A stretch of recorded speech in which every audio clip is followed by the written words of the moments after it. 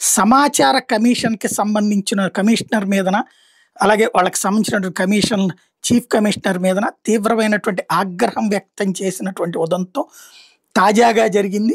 ఏదైతే ఆహ్, ఒక పిటిషన్ సందర్భంగా సమాచార కమిషనర్‌కి సంబంధించినటువంటి రైట్ టు ఇన్ఫర్మేషన్ చీఫ్ కమిషనర్‌కి షాక్ ఇచ్చింది హైకోర్టు. రేపు ఉదయం అలా ఇన్ఫర్మేషన్ కమిషనర్ ఆఫీస్ రిజిస్ట్రార్ గాని, చీఫ్ ఇన్ఫర్మేషన్ కమిషనర్ స్వయంగా గాని తమ ముందు హాజరు కావాలని హైకోర్టు ఆదేశించింది.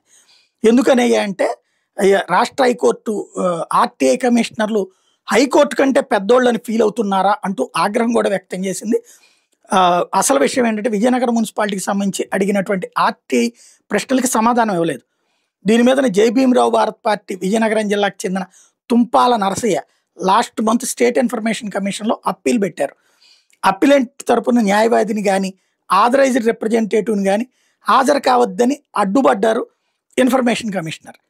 అప్పిలెంట్ వ్యక్తిగతంగా మాత్రమే తమ వాదన వినిపించాలని సమాచార కమిషనర్ ఆదేశించారు.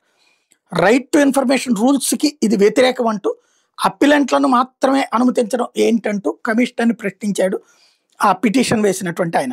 కమిషనర్ ఇచ్చిన ప్రొసీడింగ్స్ని హైకోర్టులో సవాల్ చేశారు పిటిషనర్ తోంపల నరసయ్య. ఆయన తరపున జడ శ్రవణ్ కుమార్ వాదనలు వినిపించారు. కేసు విచారణ సందర్భంగా ఆర్టీఐ కమిషన్ తరపున న్యాయవాది అసలు న్యాయవాదినే ఇంతవరకు నియమించుకోలేదు గవర్నమెంట్ అన్నటువంటి తేలింది. ఆర్టీఐ కమిషన్ వ్యవహార శైలి మీద న్యాయమూర్తి జస్టిస్ గన్నమనేని రామకృష్ణ ప్రసాద్ తీవ్ర ఆగ్రహం వ్యక్తం చేశారు. రేపు ఉదయం అధికారులు తన ముందు హాజరు కావాలని ఆదేశించారు. అప్పిలెంట్ న్యాయవాదులు కానీ లేదా తన తరపున వాదన వినిపించుకోవడానికి ఎవరు నియమించుకోరాదన్న రైట్ టు ఇన్ఫర్మేషన్ కమిషనర్ ప్రొసీడింగ్స్ని సస్పెండ్ కూడా చేసేస్తూ హైకోర్టు సంచలన ఉత్తర్వులు ఇచ్చింది.